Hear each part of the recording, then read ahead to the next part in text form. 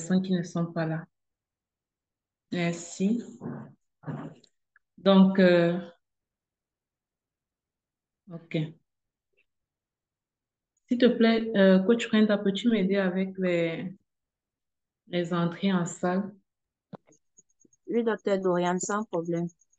Merci. On va commencer aussitôt pour honorer la ponctualité des uns et des autres. Comme je disais, cette masterclass va se transformer en interactif. On va beaucoup plus échanger ensemble. Je ne voudrais pas monopoliser la parole. Je veux vous écouter aussi. Et je serai avec Maman Lina, avec qui nous sommes copropriétaires des éditions Mathias. Donc, cette rencontre est organisée sous le leadership des éditions Mathias. Et j'espère qu'au sorti d'ici, hum, au sorti d'ici, quelqu'un va partir avec une flamme, un zèle, une énergie nouvelle qui va faire en sorte que cette personne puisse écrire son livre en 14 jours. Qui a lu mon livre sur 14 jours pour écrire son histoire? Qui a lu ce livre-là? Vous pouvez écrire dans le chat si vous l'avez lu. Vous pouvez le mentionner dans le chat. 14 jours pour écrire son histoire. Au départ, il y a des personnes qui se disaient que c'était quelque chose pour faire du marketing. Et, mais je peux aussi vous dire qu'il y a des personnes qui ont déjà appliqué les consignes données dans ce livre et qui ont pu effectivement écrire leur livre en 14 jours. Et avant même que je n'écrive ce livre-là, j'avais eu à faire des challenges avec des personnes, 2 semaines pour écrire son livre. Et en fait, ils avaient relevé le challenge. Ils avaient relevé le challenge. Donc, c'est pour vous dire que ce n'est pas, ce n'est pas une utopie, ce n'est pas quelque chose qu'on dit pour faire le marketing. Je sais pas pourquoi l'écran de ma caméra s'y est flou comme ça. Donc, ce n'est pas quelque chose qu'on dit pour faire le marketing. Avant d'entrer dans le vif du sujet, euh, bon, c'est vrai que je ne l'ai pas préparé pour ça.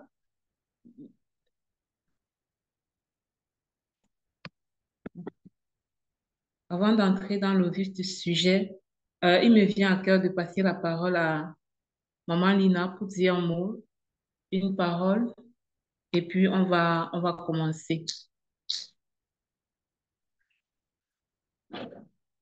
Maman Lina, tu es là? Je sais pas pourquoi. Ok. Sinon, on pourra le faire même après. On va commencer. Donc, je sais pas si tout le monde me connaît ici. Tout le monde me connaît ici. Est-ce que j'ai besoin de me présenter à nouveau? Coach Brenda, s'il te plaît, est-ce que tu peux gérer les entrées dans la salle? Ça me distrait. Donc, je suis docteur Dorian de formation chirurgien dentiste.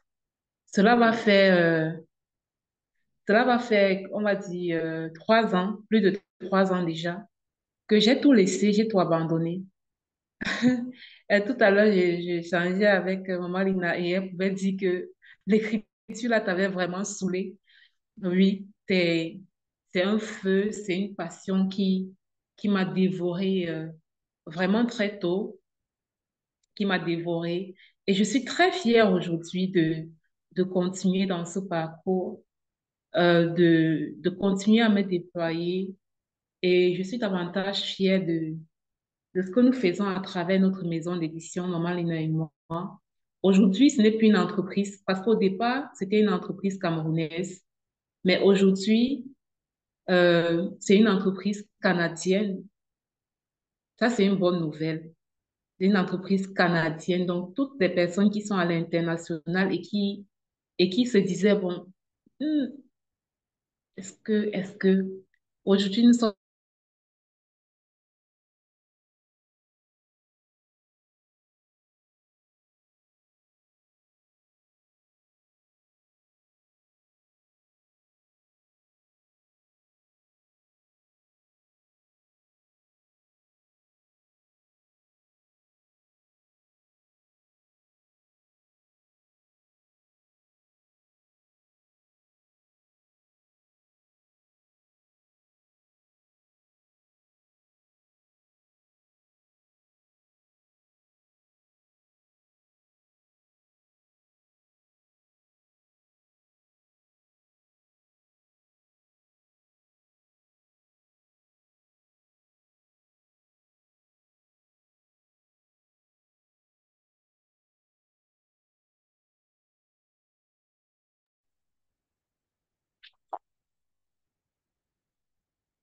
Alors, je crois que le docteur Dorian a été éjecté par la connexion.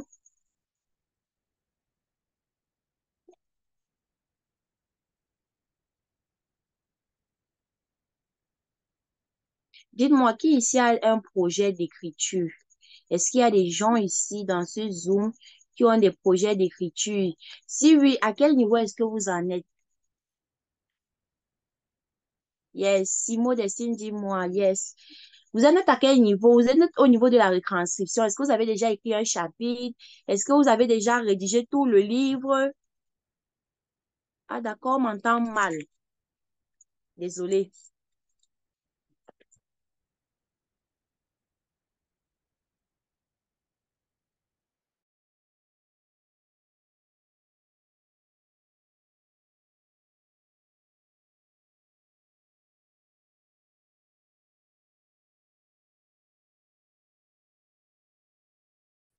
D'accord, merci, Élisée. OK, vous pouvez arrêter la caméra. OK. Beaucoup de morceaux écrits, mais pêle-mêle. OK, je vois. Chassem dit moi, mais je ne sais comment débuter. OK. La majorité a des projets d'écriture. Certains même ont déjà commencé à écrire leur livre. Je crois que d'autres aussi ont peur d'écrire leur livre. Ils ont peur du regard des autres. Ils ont peur du jugement de la famille, de l'entourage, des collègues. Vous dites certainement que lorsqu'ils vont lire ce livre, qu'est-ce qu'ils diront? Comment est-ce ils verront cela en fait? Parce que dans un livre, on raconte beaucoup de choses intimes qu'on n'aimerait pas peut-être révéler cela au public. Dans un livre, on se lâche, on raconte son storytelling, son histoire, tout ce par quoi nous sommes passés. OK. Donc, c'est là que naturel d'avoir de ressentir cette peur-là. Mais ce qui n'est pas bien, en fait, c'est de laisser cette peur vous guider, vous empêcher de réaliser ce projet d'écriture. Lorsque cette peur vous paralyse et vous empêche d'écrire votre livre, de manière même à publier ce livre-là, en ce moment, il y a un problème. Vous devez savoir que il y a une vie, voire plusieurs vies qui sont liées à votre histoire, qui ont besoin d'entendre votre témoignage, ce par quoi vous êtes passé pour être délivré. Donc, plus vous retardez votre projet d'écriture, plus vous retardez aussi l'accomplissement de la destinée de certaines personnes, de vos brebis, comme on le dit souvent Merci. dans les textes des Écritures. Merci, coach Brenda. J'aime ce que j'entends. Merci d'avoir pris la relève alors que j'avais un souci d'Internet. Alors, on va commencer. Le point numéro un, le point de réflexion numéro un, c'est pourquoi veux-tu écrire ton livre? Le thème de cette formation, c'est vaincre la peur de ce moment, c'est vaincre la peur d'écrire son livre. Et nous allons développer deux points de réflexion. Le premier point de réflexion, c'est pourquoi veux-tu écrire ton livre? Ça, c'est le premier point de réflexion. Pourquoi? On va vraiment travailler sur le pourquoi. Et le deuxième point de réflexion, c'est qu'est-ce qui t'empêche d'écrire? Donc, on a le pourquoi d'un côté. De l'autre côté, on doit répondre à la question, qu'est-ce qui m'empêche de passer à l'action? Je vais commencer par donner deux citations de deux auteurs que j'aime beaucoup. La première citation, c'est celle de Jean Cocteau. Quelqu'un peut écrire dans le chat, peut partager ces citations-là dans le chat. Écrire est un acte d'amour. S'il ne l'est pas, il n'est qu'écriture. Écrire est un acte d'amour. S'il ne l'est pas, il n'est que écriture. La deuxième citation, écrire t'offre la possibilité de changer de vie. On va, avant d'arriver sur le pourquoi, merci coach Élisée. Avant d'arriver sur le pourquoi concrètement, on va parler un peu, on va discuter un peu euh, de, de ces deux citations. Qu'est-ce que ça vous inspire? Écrit est un acte d'amour. S'il ne l'est pas, il n'est qu'écriture. Est-ce que quelqu'un peut ouvrir, on va commencer par la première. Est-ce que quelqu'un peut ouvrir son micro et nous dire ce que lui inspire la première citation de Jean Cocteau? Écrit est un acte d'amour. S'il ne l'est pas, il n'est qu'écriture. Est-ce qu'il y a un courageux, une courageuse? Ce Moi, soir, je refuse de parler seule. Oui, moi, coach Élisée. oui, je veux bien essayer. Si on pense à l'amour, l'amour guérit les blessures, l'amour fait un baume sur le cœur, l'amour réconforte, console. Et si on voit l'acte d'écrire comme un acte d'amour, ben, cette écriture va faire autant de bien. C'est de l'amour, c'est la circulation d'une énergie qui répare, qui restaure. Voilà ce que je comprends. Yes. Merci. Merci pour cette contribution. Est-ce que quelqu'un d'autre a une contribution? Euh, Gladys, oui, tu as la parole. Écrit est un acte d'amour. S'il ne l'est pas, il n'est qu'écriture. Qu'est-ce que ça t'inspire? Bonsoir à tous. Je, Bonsoir. je vous remercie pour l'organisation de ces moments. Ce que je comprends, je vais commencer par... Je parle de ce que je comprends de l'amour. Bien sûr. Et les autres, c'est leur donner de la valeur, c'est poser des actions pour leur faire du bien. Et maintenant, je vais aussi tenir compte de ce que j'ai oublié son nom, celle qui a parlé quand tu étais déconnectée. Oui. Elle a dit qu'il y a des Coach personnes... Brenda. Coach Brenda. Oui. Elle a dit qu'il y a des personnes qui attendent le contenu d'un livre que j'aurais écrit pour que leur destinée se réalise. Et je pense que la destinée d'une personne se réalise, c'est vraiment le plus grand bien qu'elle peut expérimenter. Et maintenant, si je rédige pour contribuer à cela, j'aurais vraiment accompli envers cette personne-là aussi un acte d'amour. C'est un peu ça ma contribution. Wow, vous êtes vraiment, vos interventions sont vraiment excellentes. Merci. Prendre la parole et dire ce qu'on pense de cette citation, c'est un acte d'amour, c'est un acte de générosité, tout comme l'écriture. Pour moi, l'écriture, c'est vraiment de l'amour, de la générosité, du don de soi.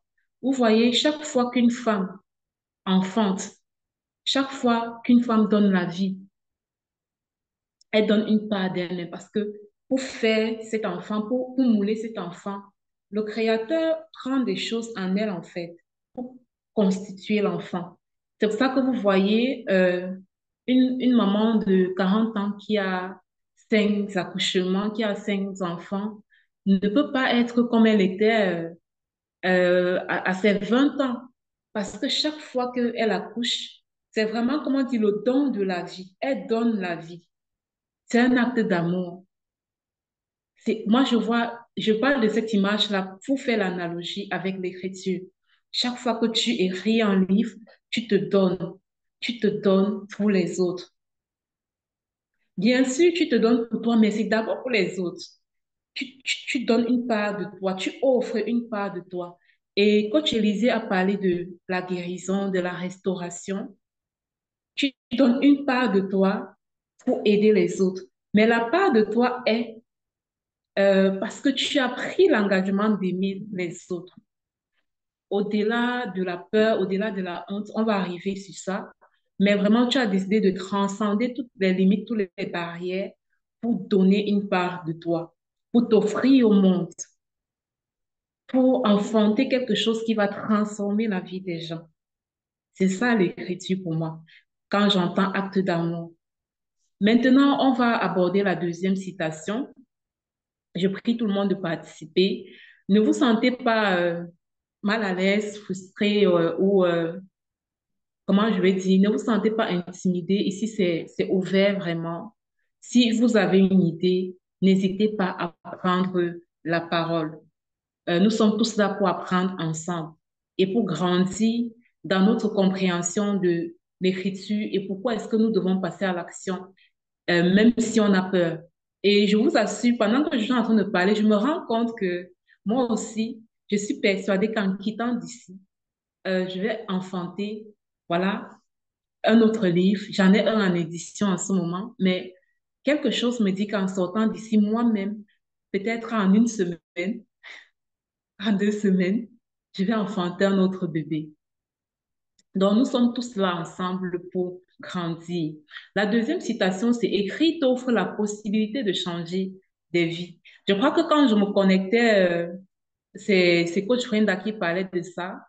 Et si quelqu'un d'autre a quelque chose à dire par rapport à ça, il peut prendre aussi la parole. Écrit t'offre la possibilité de changer des vies.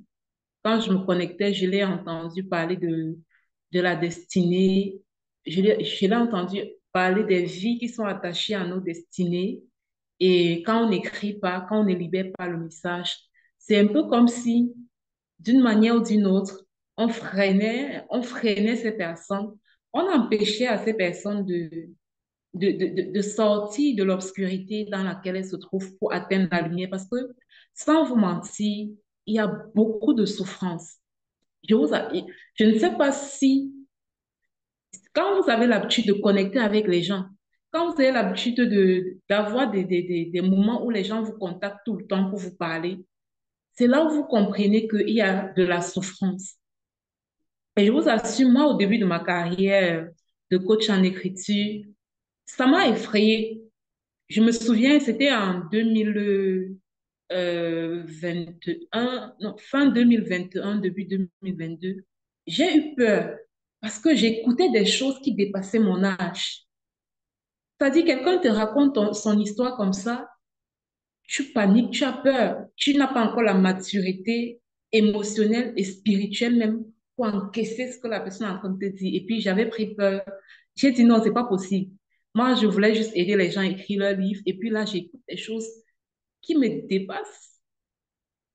Mais au final, j'ai compris que ça, ce n'était pas, c'était ça le processus en fait, dans le travail que je faisais. J'en parle pour dire qu'il y a de la souffrance. Et les souffrances sont diverses.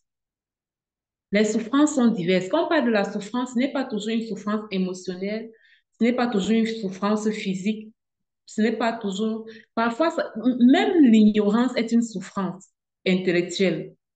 Est-ce que quelqu'un est d'accord avec moi? L'ignorance est une souffrance parce qu'il y a quelqu'un quelque part qui a des problèmes, qui a un certain type de problème, tout simplement parce qu'il lui manque la bonne connaissance, qu'il lui manque euh, voilà, coach Élisée qui confirme que c'est la plus grande souffrance même en fait. Parce que la connaissance va te permettre de résoudre beaucoup de problèmes. Moi, je suis chrétienne et parfois, on parle de délivrance et tout. Je vous assure, il y a des délivrances qui n'ont pas besoin de combat spirituel. Il y a des délivrances qui demandent juste d'avoir la bonne connaissance, la connaissance qui libère. Et parfois, tu as cette connaissance parce que tu as fait un parcours de vie où tu as peut-être souffert ou pas, mais dans tous les cas, dans ce parcours de vie, tu as appris quelque chose. Et cette chose, il y a quelqu'un quelque part qui en a besoin. Coucou Maman Lina, content de te lire. Il y a quelqu'un quelque part qui en a besoin. Donc, je ne sais pas si quelqu'un d'autre n'a pas à dire sur ça, parce que quand je suis venue, j'ai vu que Coach Brenda avait beaucoup parlé de ça. On va continuer. On va continuer tout simplement. Est-ce qu'il y a quelqu'un qui se signale pour dire un mot là-dessus? Non. OK. On va continuer donc. On va entrer dans le vif du sujet. Il était important accueillir Maman Lina dans le chat pour ceux qui, je crois que la plupart ici la connaissent. C'est une femme très importante pour moi et pour beaucoup de personnes par l'impact, par l'impact qu'elle apporte justement au quotidien. Et je pense qu'elle, avant la fin de l'année, on risque de la voir avec, il y a de fortes chances qu'on la voit avec 12 livres, hein, parce qu'elle alors, elle n'écrit pas les livres. Elle n'écrit pas les livres. Moi, je vais dire, elle pond les livres. Excusez le terme, l'expression, mais c'est vraiment ça, elle prend les livres. Et au fur et à mesure qu'elle écrit ses livres, vous voyez l'impact. L'impact se fait de plus en plus grandissant, hein, de plus en plus grandissant. Et après, on va penser que c'est la magie. Non, c'est pas la magie. C'est le désir de donner, c'est le désir de partager, d'aider les gens. N'hésitez pas à ouvrir vos caméras pour qu'on connecte tous ensemble, pour qu'on connecte tous ensemble. Alors, ce soir, on va travailler avec mon livre 14 jours pour écrire son histoire. On va travailler beaucoup avec ce livre-là. À la fin, s'il y a des personnes qui le veulent, je pourrais vous le partager. C'est un livre qui se lit très facilement. C'est un livre pratique, donc il n'est pas trop volumineux. Donc, pourquoi écrire son histoire? Ou toi qui es connecté ici aujourd'hui, pourquoi est-ce que tu veux écrire son histoire? Là, je veux voir des personnes qui ouvrent vraiment leur micro pour s'exprimer. Certainement, si tu es ici, il y a forcément quelque chose qui t'attire. Tu te dis, pourquoi pas, on parle de livres, ça t'attire. Vous voyez, on est dans un groupe de plus de 800 personnes, presque 850 personnes. Et ici, on est connecté 18. Et si tu es connecté ici, il y a quelque chose qui t'a attiré.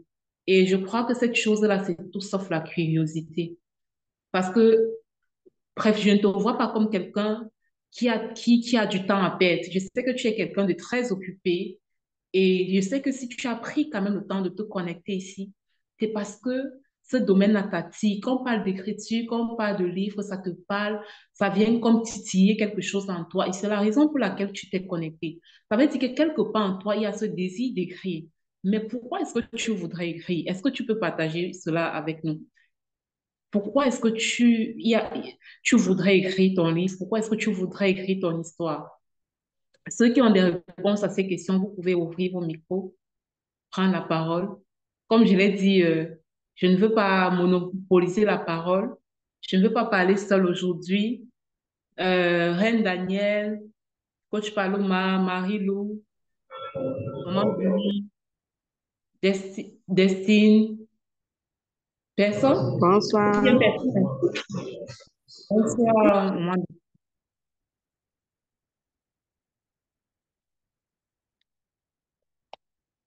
Je veux écrire mon histoire pour permettre aux gens d'éviter certaines erreurs.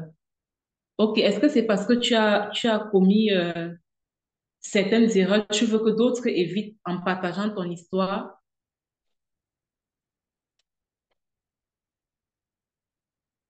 S'il n'y a personne, je vais lire ce que j'ai écrit à propos dans mon livre et on va discuter point par point. Comme vous tenez à me laisser parler, je vais parler. Donc, dans mon livre 14 jours pour écrire son histoire, la première raison euh, que j'ai écrit, c'est raconter. La première raison pour écrire son livre que j'ai mentionné, c'est raconter son histoire pour impacter. Donc, il y a notre sœur qui a dit, je vais écrire mon histoire pour permettre aux gens d'éviter certaines erreurs. Donc, je me dis que dans son parcours de vie, elle a commis ces erreurs, elle a pu s'en sortir et aujourd'hui, elle veut éviter que d'autres personnes tombent dans les mêmes pièges. Il y a Chassem qui a dit, je vais écrire mon livre pour aider mon entourage au travers des expériences que j'ai eu à traverser. C'est vraiment, c'est vraiment la première raison, raconter son parcours, mais pas raconter son parcours pour se faire voir, pour se montrer. Elles disent, moi, ça me plaît beaucoup de lire ça, ça veut dire que vous avez déjà compris beaucoup de choses. Elles disent que elles veulent l'écrire pour aider les gens. L'autre a dit pour aider son entourage et l'autre pour permettre aux gens d'éviter euh, des erreurs. Donc, vous voyez qu'on revient à la première citation. Écrit est un acte d'amour. S'il ne l'est pas, il n'est qu'écriture. Donc, elles veulent écrire leur livre, raconter leur histoire pour aider d'autres personnes à ne pas commettre les mêmes erreurs. Et c'est ça l'amour. C'est ça l'amour. Et à un moment, je lui ai dit, je vais écrire pour partager avec les autres les pépites que j'ai découvertes pendant mon parcours Durant mon parcours, il y a la coach Paloma qui dit, je vais donner un message d'espoir et de guérison, faire un processus de transformation professionnelle, me recréer, impacter et être un best-seller. Ah, j'aime ça. I like it. Et je vais revenir sur ces points. Je vais parcourir ce que j'ai écrit à propos et nous allons discuter ensemble. Écrire ton livre peut te permettre de raconter ton histoire. Dans ton parcours, tu as sans doute vécu une expérience qui t'a profondément marqué et par la force des circonstances, tu as pu t'en sortir. Personnellement, je crois à l'amour de Dieu pour nous, ses enfants, et je crois que il ne nous laissera jamais vivre une situation douloureuse pour rien. Je crois que il ne nous laissera jamais passer par le feu. Il est Dieu, en fait. Il a la possibilité de juste comme respirer pour que la souffrance s'arrête. Mais parfois, il va permettre certaines choses parce que plus tard, il voudrait t'utiliser pour aider un plus grand nombre à pouvoir trouver un chemin, à pouvoir retrouver la lumière. Donc, prendre la décision d'écrire ton histoire ou d'en utiliser une partie pour transmettre un message, c'est le premier pas que tu marques vers l'accomplissement de ta destinée. Et à ce niveau, s'il y a des personnes qui m'ont dit une fois sur Facebook, dans mes commentaires, est-ce que c'est seulement par les livres qu'on peut impacter? Est-ce que c'est seulement par les... Et moi, j'ai compris que ces personnes étaient encore un peu frustrées. Ce n'est pas que par les livres. Aujourd'hui, il y a tellement de plateformes. Il y a le coaching, il y a YouTube, il y a Facebook. Tu peux faire des vidéos, tu peux écrire des posts. Mais la vérité, c'est que quand tu ne seras plus là, personne n'ira. C'est-à-dire que ça part en fait, ça meurt, ça meurt. Ton livre, c'est comme, ton livre, c'est vraiment comme un héritage. C'est un héritage en fait. C'est quelque chose aussi longtemps que en fait, aussi longtemps que nous serons sur cette terre, ce livre sera là. Ce livre sera là en fait. Rien ne va supprimer ça, rien ne va enlever ça. Ce livre est là. Et parfois, je dis, tous ceux qui font du coaching, tous ceux qui impactent sur Internet, tous ceux qui vendent des services de transformation, écrire un livre est vraiment un acte d'amour parce que c'est pas tout le monde qui peut se permettre. Il y a des personnes qui souffrent et qui ne peuvent même pas acheter ce que tu vends comme coaching, surtout quand on sait ce que ça vaut aujourd'hui, les coachings. Mais ton livre est accessible au plus grand nombre. Il y en a qui ont eu à vivre de belles histoires sans tristesse ni souffrance. Ce n'est pas anormal. J'ai rencontré quelques personnes comme ça dans mes conférences qui m'ont dit mon histoire n'a pas de tristesse ni de grande souffrance. Même comme je mets toujours un petit bémol à ça, votre histoire vaut de l'or et mérite d'être écrite. Je crois que votre parcours peut redonner espoir à une personne qui a trop souffert, qui a vécu trop d'épreuves. Il peut lui permettre de se dire que tout n'est pas obscurité dans ce monde. Oui, coach Élisée, on a aussi besoin de belles histoires, oui. On a aussi besoin de belles histoires. Mais l'observation générale montre que les grands leaders, très souvent, de ce que nous connaissons, les grands leaders, généralement, sont passés par le feu. En fait, quand on dit par le feu, ce n'est pas toujours la souffrance, mais comme je parlais tout à l'heure de l'ignorance intellectuelle, ça, c'est une grosse souffrance, par exemple. C'est, en fait, les histoires, il n'y a pas toujours que les histoires d'abus, les histoires de viol, les histoires de blessures émotionnelles. Il y a d'autres types d'histoires, mais de voir quelqu'un dire, j'ai vécu une vie, voilà, j'ai jamais connu de grande tristesse. Moi, je veux dire à la personne, je te donne rendez-vous euh, à la veille de ton départ de cette terre pour voir si c'est le même langage que tu tiens. Je ne veux pas dire que dans cette vie, on ne peut pas vivre une belle histoire du début jusqu'à la fin, mais il y a des défis en fait. Chacun d'entre nous rencontre des défis à un moment donné. Ça peut être, tu viens de te marier, tu es dans le foyer, tu ne comprends pas encore les codes et les fonctionnements du mariage et ça te cause des frustrations, des douleurs. Ça ne veut pas pourtant dire que tu as un mari qui n'est pas responsable. Ça ne veut pas pourtant dire que tu as un mari qui ne fait pas, qui ne joue pas son rôle. Non, c'est juste que toi, comme tu n'as pas encore l'intégration des codes de fonctionnement du mariage, tu es frustré. Ça, c'est une expérience, mais c'est pas forcément une grande souffrance, mais tu es frustré. Et puis, il y a quelqu'un qui a écrit un livre ou qui va t'enseigner sur les codes de fonctionnement. Tu acquiers cela, tu te rectifies et puis tu t'épanouis dans ton mariage. Les micros. Donc, on parle vraiment des défis que les uns et les autres rencontrent dans leur quotidien. Vois quelqu'un qui me dit, j'ai grandi de mon enfance jusqu'à 40 ans sans réel défi. Moi, je prends ça avec beaucoup de pincettes. Je prends ça avec vraiment beaucoup de pincettes. Donc, votre parcours peut redonner espoir à une personne qui a vécu des épreuves, des défis. Il peut, oui, oui. Et si, et j'ai écrit dans mon livre, j'ai dit, ça peut arriver. Oui, ça peut arriver que vous avez vécu cette belle histoire. Écrivez aussi, partagez.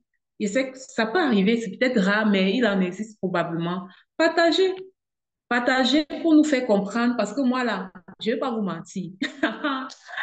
Ah, moi, là, je ne vais pas vous mentir. Ça n'a pas toujours été facile pour moi, d'accord?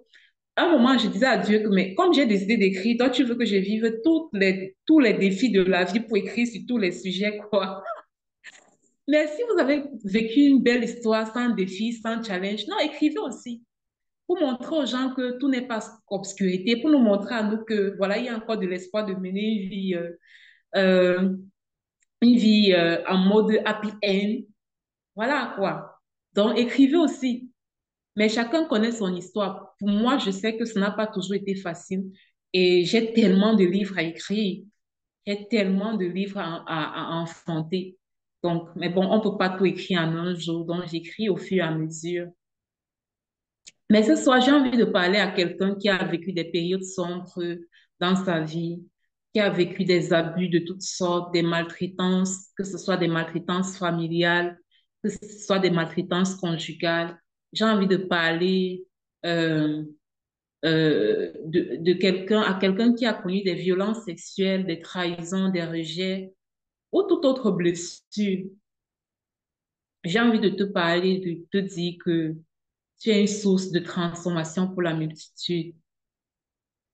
Si tu es connecté ici aujourd'hui et que tu as connu ces choses douloureuses, il faut que tu comprennes que tu es une source de transformation pour la multitude. Si tu es ici, ça veut dire que tu as fait un grand pas dans ta restauration, même si elle n'est pas définitive, tu as fait un grand pas et tu peux te positionner en écrivant pour aider d'autres personnes qui étaient au fond du trou, comme toi hier, pour les aider à voir un peu plus dans la lumière. Maintenant, il y a des personnes qui se sous-estiment, qui ont vécu ces choses, mais qui se sous-estiment euh, et qui ne se voient pas comme cette personne qui peut venir tenir la main d'autres personnes. Libère la parole. J'ai une amie qui a écrit sur l'abus sexuel en milieu familial et j'ai tellement admiré son courage. Libère la parole pour empêcher aux autres de sombrer. C'est un acte d'amour qui ne sera pas vain, je peux te l'assurer. Si tu n'es pas prêt à le faire devant la caméra, commence par un livre. Commence par un livre. Donc, j'ai lu beaucoup de personnes ici dans le chat qui ont parlé d'écrire pour aider les autres, d'écrire pour impacter, d'écrire pour... Il y a par exemple Fankem qui a dit, je vais écrire pour communiquer des expériences vécues qui m'ont brisé dans le passé et je souhaiterais que plusieurs ne vivent les mêmes situations. Vous voyez, on revient à la même chose. Écrire pour raconter son histoire, écrire pour partager, écrire pour être amour, pour aider les autres. On revient à la même chose. La deuxième chose que j'ai notée, c'est écrire pour achever son processus de guérison. Vous savez, il y a des choses il y a des choses, il y a des personnes qui ont vécu vraiment des choses difficiles. Et quand je parle de difficile, c'est relatif. Parce que ce qui peut être difficile pour moi, pour une autre personne en face de moi, ça peut être juste, ah, c'est rien. Donc, qu'est-ce que j'ai écrit ici? Cela est sans doute banal pour toi de dire, j'écris pour achever mon processus de guérison. Peut-être c'est banal pour toi, mais écrire son histoire permet très souvent d'achever le processus de guérison de ses blessures émotionnelles. Je sais que, par exemple, Maman Lina qui est ici, en clinique, dans son processus de suivi de ses patients, elle utilise la thérapie par l'écriture et nous avons également introduit ça dans notre accompagnement avec les éditions Mathias pour les personnes qui nous contactent. La thérapie par l'écriture, il arrive que quelqu'un nous contacte et qu'en échangeant avec cette personne, on se rende compte que la personne n'est pas totalement guérie. On va appliquer la thérapie par l'écriture pour l'accompagner dans son processus de guérison. Il n'est pas toujours évident, c'est clair, de parler de notre histoire, de se confier à autrui, surtout lorsqu'on a honte de ce qu'on a vécu. Parfois, on se dit que la personne en face de nous ne nous comprendra pas et pourra nous juger. Dans ce cas, il faut beaucoup de discernement pour faire une confidence. En réalité, si tu te trouves en face d'une personne immature, il se pourrait que la réaction de cette dernière par rapport à ton histoire te blesse davantage et remue le couteau dans la plaie. Par contre, tu as aussi de bonnes personnes, celles-là qui t'écoutent non pas pour te juger, mais pour t'accompagner dans ton processus de restauration. Je ne saurais compter à ce jour le nombre d'histoires que j'ai déjà écoutées dans le cadre de mon travail de coach en écriture. Je me souviens surtout que la plupart des personnes qui venaient vers moi pour écrire leur livre étaient convaincues qu'écrire les aiderait à finaliser leur guérison intérieure. Il y a eu plusieurs personnes comme ça qui nous contactent quand on leur demande quelle est ta motivation, je veux achever mon processus de guérison intérieure. Et aujourd'hui, ça pourrait être aussi ton cas. Peut-être il y a des choses que tu as vécues et encore, malgré tous les coachings, tous les accompagnements que tu as déjà reçus jusqu'ici, il y a encore ce pincement-là, il y a encore quelque chose, tu sens qu'il y a encore quelque chose de pas abouti en toi par rapport à ce que tu as vécu. Peut-être c'est l'occasion pour toi de te lever, écrire. Et je dis souvent, quand tu écris, c'est comme si tu enlevais les mots M-A-U-X en toi et tu déposais ça dans un livre sous forme de mots, M-O-T, et c'est comme un transfert de douleur de ton âme vers le papier. Mais quand ça arrive sur le papier, ça a quel but? Ça a pour but de permettre à quelqu'un qui passe aussi par là, lorsqu'elle viendra et qu'elle lira ces mots M-O-T, est-ce que tu as écrit sur le papier? Le but, c'est qu'elle puisse se reconnecter à toi, elle puisse se dire, ah, ça, c'est ce que je vis. Et c'est dans la transformation se trouve dans ta capacité à faire en sorte que l'autre se connecte émotionnellement à ta douleur, à ce que tu as vécu avant et qu'il puisse reconnaître en toi un berger. Quand tu prends la palette de brebis quand je me suis connectée, cette personne puisse reconnaître en toi un berger. Ah, connais le chemin. Parce que ce qu'il décrit là, c'est ce que je vis. Mais toi, parce que tu as déposé ces mots sur du papier comme des mots, ça a déchargé quelque chose en toi. Et puis ça arrive sur le papier, ça permet à celui qui te lit de se connecter à toi. Et s'il peut se connecter à toi par ce que tu as écrit en matière de mots, alors il pourra se connecter à la solution que tu proposes pour s'en sortir. Est-ce qu'on se comprend? Ça, c'est derrière des affaires. Est-ce que vous comprenez?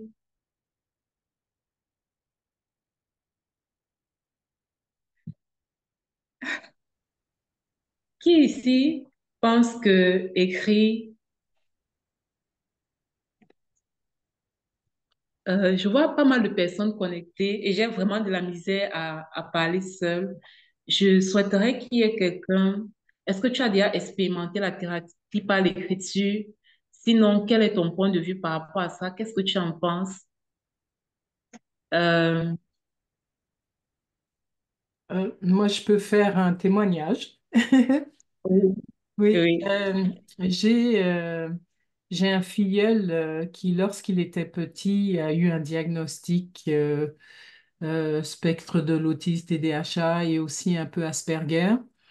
Et il est rentré en thérapie par l'écriture parce que comme il avait des problèmes de focus, on se demandait par quelle voie l'aider. Rester assis, ça marchait pas. Donc, on lui a demandé de raconter des petites histoires qui se passaient dans sa tête. Et le premier défi, ça a été l'écriture pour l'écriture, c'est-à-dire prendre le temps de développer l'amour de faire des belles lettres à la main puis quand il a pu voir que le L était beau, le T était beau, tout était structuré, c'est comme si ses pensées se sont organisées pour qu'il puisse raconter des bonnes histoires et pouvoir les écrire. Puis cet enfant est devenu de plus en plus calme, de plus en plus discipliné, attentif. L'écriture a vraiment, vraiment sauvé sa vie. Et ses parents ont fait le même cheminement aussi pour aller plus loin, pour rentrer dans la sérénité, dans la paix de l'esprit, ce qui fait que la famille s'est restructurée autour de l'écriture. Moi, je trouve ça assez beau. Waouh. Ça, c'est un très beau témoignage. Et ça, il est encore davantage beau parce que c'est une situation, on pourrait se dire, tout est perdu. Mais on réalise que juste en appliquant cette thérapie par l'écriture, c'est aller au-delà d'une seule personne, c'est-à-dire d'un seul enfant, pour la consolidation de toute une famille. Et finalement même, on va encore plus au-delà parce qu'on se retrouve dans une famille, ils partagent désormais une passion commune pour l'écriture. Ça les rapproche, mais leurs écrits, leur expérience, certainement va aider d'autres personnes. Je ne suis pas sûre que Coach Élisée soit très proche de cette famille, mais elle connaît l'histoire et elle dit que c'était beau. Et ça crée forcément un impact. Je dis toujours que l'impact, c'est pas toujours d'être au devant de la scène, en fait.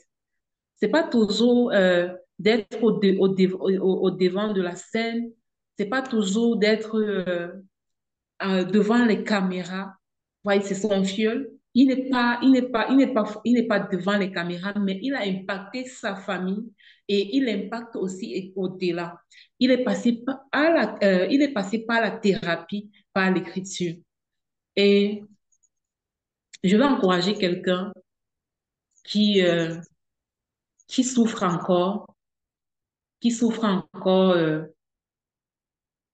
qui est encore très mal, dont l'âme est agitée. Il y a Coach Élisée qui a dit quelque chose. L'âme était agitée. Donc, la paix de l'esprit, la tranquillité, le fait de se recentrer, d'être focalisé sur quelque chose,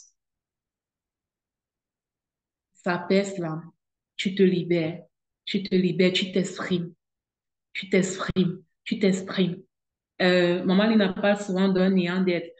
Je ne vais pas vous mentir, vous n'êtes pas obligé d'écrire au début forcément pour publier. D'accord? Vous n'êtes pas, quand on parle de thérapie par l'écriture, ce que vous écrivez, parfois vous pouvez l'écrire d'abord pour vous, pour vraiment avoir cette tranquillité d'esprit, cette restauration de l'âme, euh, vraiment relâcher des choses, comme les relâcher, les laisser sortir. C'est pas toujours pour publier, parce que c'est pas tout le monde qui a envie de publier son histoire en fait. Vous pouvez aller loin plus tard en publiant ou maintenant en le publiant. Mais si vous sentez que vous n'êtes pas prêt, rien ne vous oblige. Mais n'hésitez pas à vous asseoir et à écrire. Je ne connais pas l'histoire des personnes connectées ici. Il y a Yaira qui a levé la main. Yaira, je te passe la parole. Merci. Bonsoir à toutes les merveilleuses personnes connectées ici. Merci beaucoup pour ce programme. Je voulais donner un témoignage par rapport à la thérapie par l'écriture. C'est vrai que moi, quand j'écris, c'est pas pour publier, comme tu viens de dire, de tête de rien. Euh, Ça m'arrive très souvent d'avoir l'esprit, euh, je ne trouve pas souvent le mot pour expliquer, mais euh, encombré. C'est-à-dire, les pensées vont dans tous les sens, les émotions aussi. Et quand je suis dans une passe comme ça, je ne peux pas réfléchir, je ne peux pas prendre de décision. Euh, je perds ma paix intérieure. Et une fois, une amie m'a conseillé d'écrire les choses, d'écrire en fait, d'écrire ce que je sentais, enfin d'écrire les choses qui me passaient par la tête. Et c'est devenu une habitude pour moi. De temps en temps, je prends juste un cahier comme ça. J'ai même un gros cahier pour écrire quand j'ai envie d'écrire. Et j'ai remarqué que quand j'écris, dès que je commence à mettre les mots sur le papier, c'est comme si toute la tension là qui est à l'intérieur de moi et dans ma tête, en fait, ça descend complètement. Et des fois, je me rends compte que ma tête se vide, alors que il y a cela quelques minutes, j'avais l'impression que ma tête allait exploser, quoi. Mais tout d'un coup, tout descend complètement. Et puis voilà, des fois, ça me permet de retrouver la clarté décisionnelle. Donc, c'est ce que je voulais partager. Merci beaucoup. Merci, merci pour ton partage, merci pour ta générosité. Euh, merci. OK. Donc, on va continuer. Je pourrais encore en dire plus, mais on va arrêter là en ce qui concerne le fait d'écrire. Mais j'ai envie quand même de partager l'histoire de cette dame dont je parle dans mon livre. Euh, il est écrit ceci. Il y a quelques mois, une dame vivant en Amérique du Nord m'a contacté pour savoir s'il était possible d'écrire son histoire sans qu'on ne sache que c'est elle qui l'a écrite. Et je précise qu'il s'agit ici d'un cas particulier. Parfois, on peut être amené à prendre ce genre de décision lorsque la plaie est encore douloureuse, on ne se sent pas encore prêt à être responsable de ce qu'on a vécu. Parfois aussi, c'est parce qu'il y a comme en fait, je ne sais pas comment je vais dire ça. Il y a des secrets de famille parfois aussi qui rentrent en jeu. On ne veut pas que la famille soit au courant qu'on a parlé de telle ou telle affaire de manière publique. Donc, ça, c'est une parenthèse. Donc, parfois, on peut être amené à prendre ce genre de décision lorsque la plaie est encore douloureuse. La plupart des cas, ceux qui disent ça, c'est parce que on n'est pas encore guéri, on ne se sent pas encore prêt à être responsable de ce qu'on a vécu. Être responsable revient tout simplement à dire qu'on accepte son histoire, même si on n'est pas prêt à porter la responsabilité. Donc, être responsable revient tout simplement à dire qu'on accepte son histoire, même si elle ne nous accommode pas forcément. Donc, dans des cas comme celui de cette dame, au lieu de renier tes droits d'auteur en les attribuant à quelqu'un d'autre, je te propose d'utiliser ton histoire pour écrire soit un guide pratique, soit un roman avec des personnages fictifs. Mais tu ne peux pas écrire ton histoire et donner à quelqu'un d'autre pour que cette personne soit auteur. Parce qu'il n'y a personne mieux que toi pour porter ton histoire, en fait. Et moi, j'ai bien envie de voir le cas d'une personne qui fait ça un jour et puis ce livre-là devient best-seller. Moi, j'ai juste envie de voir un peu la tête de la personne. Quand tu vas te rendre compte que cette histoire dont tu avais honte, cette histoire que tu banalisais, tu as accordé les droits d'auteur à quelqu'un d'autre et maintenant tu vois la personne partout à la télé. Mais dans tous les cas, c'est quand même bizarre. Lui, justement, c'est bizarre parce que la personne même ne sera même pas à l'aise d'aller devant les gens pour dire, pour accepter les applaudissements. Si cette personne est comme moi, parce que j'aime quand c'est clair, quand les choses sont claires, quand les choses sont alignées. Donc, si tu vas pas aller porter une histoire dont tu n'es pas l'auteur, tu vas faire ça comment, même si cette histoire a beaucoup d'impact, a beaucoup voilà, quoi. Et je voudrais aussi raconter un petit témoignage par rapport à ça. Euh, mon livre qui est en cours d'édition en ce moment, c'est un livre qui trace mon parcours, par exemple, c'est-à-dire quand je suis sortie du concubinage, comment j'ai vécu la monoparentalité et la suite après, je parle du mariage à la fin. Mais moi, pour écrire ce livre-là, je peux vous garantir, il m'a fallu du courage. Vous savez, moi, j'ai toujours prêté une attention particulière à ma réputation. Ma réputation, quelle est l'image que je renvoie, parce que je suis consciente que je suis appelée à impacter. Qu'est-ce que les gens pensent de moi? Du coup, assumer même d'abord publiquement que j'étais devenue mère monoparentale, ça a été tout un combat en fait. voyez. Et puis maintenant, écris ça dans un livre. Mais on a commencé cette rencontre en disant que écrire est un acte d'amour. Pourquoi garder ça si je sais que euh, quelqu'un, quelque part, a besoin de ce qui est là à l'intérieur pour grandir? Et puis moi aussi, ça me permet de, juste comme dire, bye bye à cette saison de ma vie, en fait. Au revoir au concubinage, au revoir à la monoparentalité, au revoir, on était ensemble, j'ai été faible à tel niveau, tel niveau. Voilà comment, dans cette faiblesse, voilà comment j'ai évolué, voilà comment j'ai grandi. Et aujourd'hui, je suis à ce niveau.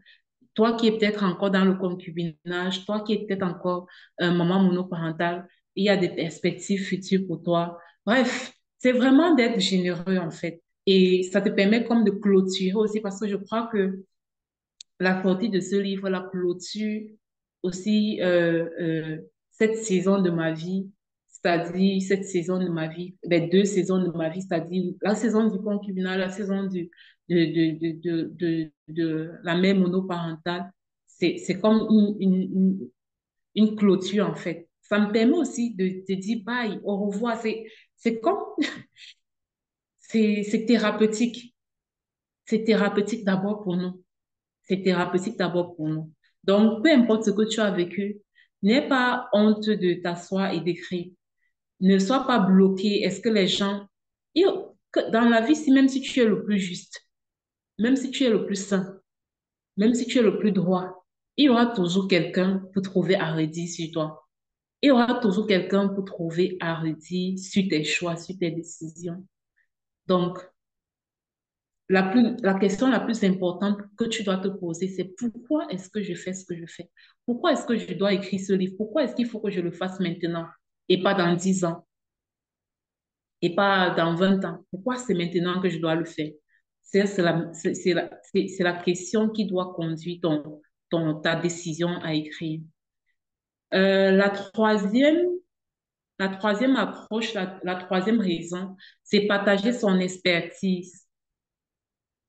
Euh, je vais passer la parole ici je vais lire le texte et puis je vais passer la parole à Maman Lina parce que je sais qu'elle a écrit plusieurs livres où elle a partagé son expertise en tant que thérapeute. Et moi, personnellement, ça m'a beaucoup aidé, que ce soit sur la discipline par son livre sur la discipline. Et puis, il y a un autre livre là, Le bébé. Vous devez avoir tout ce livre-là. Ose. Donc, quand on parle de ce livre, on dit c'est le livre Ose, parce que le titre c'est Ose, car personne ne te doit rien. C'est-à-dire que quand tu finis de lire ce livre-là, tu es obligé de changer. Ta vie est obligée de changer. Tu es obligé de sortir de la victimisation. Tu es obligé de mener une vie de bonheur. Tu es obligé d'être responsable de ton bonheur. C'est, c'est un livre que je recommande énormément. Ose, car personne ne te doit rien.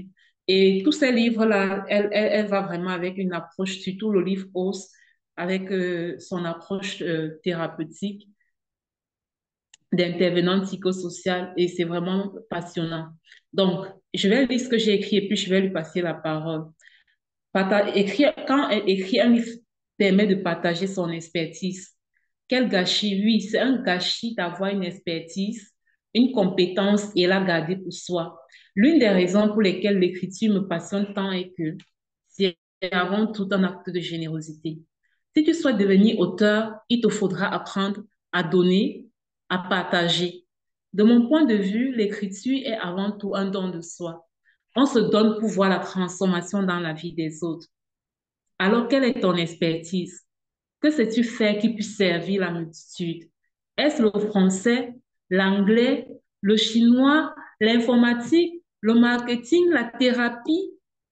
Je vais m'aller loin en disant, est-ce que c'est la cuisine? Moi, tous les jours, il y a certains mets que je veux cuisiner. Je passe sur YouTube comment cuisiner. On a besoin des livres. Est-ce que c'est la cuisine? Est-ce que c'est la vente? Est-ce que c'est la gestion des finances? Quelle est ton expertise? Est-ce que tu as laissé une trace de cette expertise-là? Là, il ne s'agit que de quelques exemples parce que je ne peux pas tout citer. Une chose est sûre, pendant que tu liras cette partie, tu pourras aisément identifier ta compétence. Il n'y a aucun domaine sur lequel on ne peut écrire. Ça,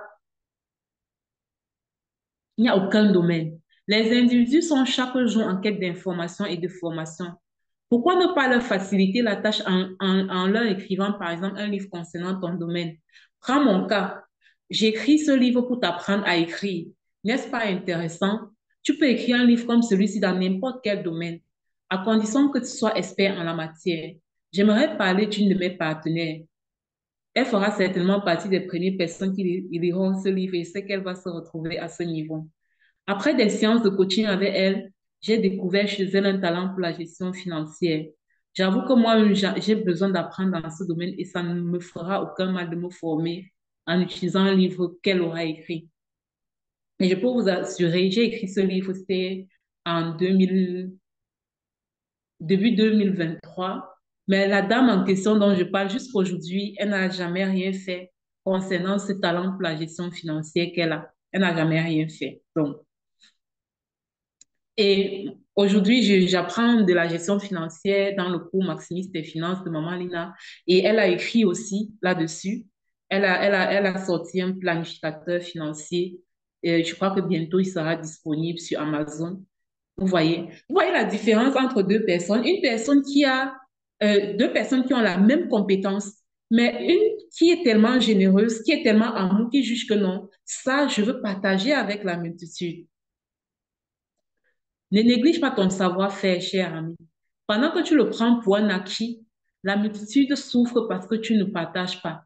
Ce qui est pour toi une évidence peut être la clé du bonheur de quelqu'un d'autre. Écris-le, écris-le, écris-le. Je souhaiterais insister sur ce point avant de conclure cette partie. Il s'agit d'une vérité qu'on ne dit pas assez souvent en mon groupe. Il s'agit, oui, plusieurs personnes simplifient ou minimisent leurs compétences ou leurs talents. Ça, ce fut mon cas aussi. Plusieurs personnes simplifient leur, c'est-à-dire leurs compétences, simplifient leur expertise, la minimisent.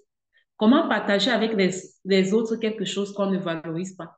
Si je considère ma capacité à bien gérer mes finances comme quelque chose de naturel, d'acquis, je ne vais jamais penser à écrire un guide, un planificateur financier pour aider d'autres personnes à bien gérer leurs finances. Si le fait pour moi de faire la cuisine comme un cordon bleu de combien d'étoiles, je prends ça comme quelque chose qui est banal, quelque chose qui est acquis, je ne vais jamais écrire un livre de cuisine pour aider les gens à écrire. Et on rencontre aujourd'hui des mariages qui se brisent parce que les femmes ne savent pas bien faire la cuisine. Elles n'ont personne pour leur tenir la main. Mais toi, tu prends ton talent pour la cuisine comme quelque chose de banal. Penses-tu qu'il faut être forcément un chef de cuisine d'un restaurant 5 étoiles avant de partager ce que l'on connaît dans ce domaine avec les autres? Je ne pense pas. Avec ce que tu connais aujourd'hui dans le domaine de la cuisine, tu peux par exemple contribuer à la restauration d'un couple qui était sur le point de se séparer parce que l'épouse n'avait aucune notion de base en cuisine. Ça peut être aussi dans le domaine des finances. À ce niveau, moi, je reste sur ma faim. Lève-toi et écris. Partage ce que tu connais avec le monde entier. Le jour de ton enterrement, tu partiras avec tout ce que tu es. Mais au moins, tu continueras à vivre et à aider une multitude. Rien que pour ça, ça vaut le coup de se lancer. Maman Lina, je te passe la parole. Et c'est que là-dessus, tu as dit énormément.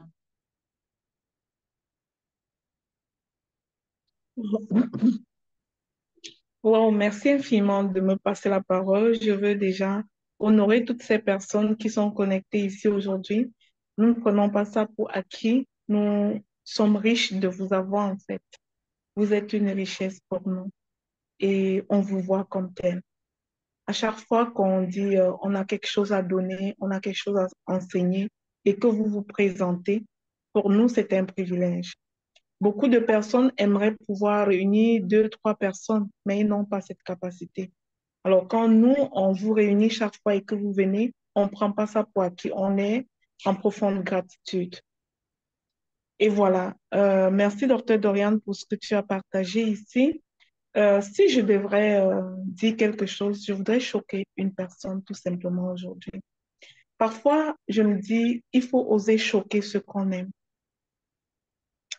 Vous savez, notre vie parfois est sans saveur, tout simplement parce que nous avons oublié qui nous sommes.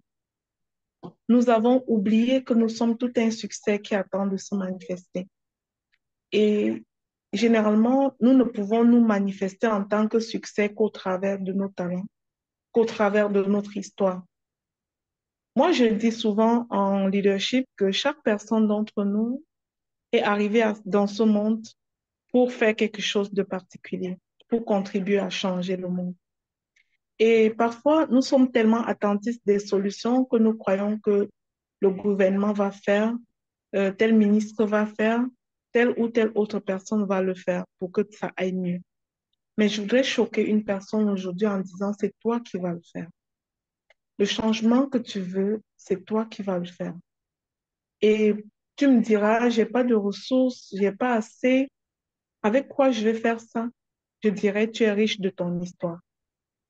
Ton histoire, c'est l'outil, en fait, pour changer ce monde. C'est l'outil pour être une bénédiction pour les autres. Moi, je n'ai jamais pu impacter avec autre chose que ma propre vie, que ma propre histoire. Et je te dis, parlant du livre, c'est vraiment fou de penser qu'on peut écrire un livre avant de l'avoir vécu. Ton histoire, c'est tout. Ton histoire, c'est ce que tu as, c'est ce que tu possèdes, c'est ce qui t'accompagne. Et quelqu'un, quelque part, a juste envie de savoir par quel chemin tu es passé pour sortir de cette difficulté que tu as eue, de savoir par quel chemin tu es passé pour traverser cette situation qui était super difficile pour toi dans ta vie. Malheureusement, tu as traversé cette situation et tu prends pour acquis. Tu prends pour acquis que c'était une simple chose, ça ne peut aider personne à rien. Ou alors tu es complètement ignorant du fait que tu es équipé. Au fait, tu n'as pas vécu ça pour rien.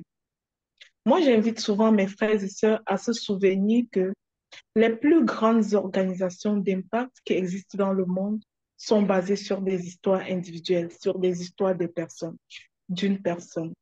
Si tu vois une grande association où on lutte contre l'inceste, ça veut dire qu'à la tête, il y a une personne qui a vécu l'inceste et qui en a marre.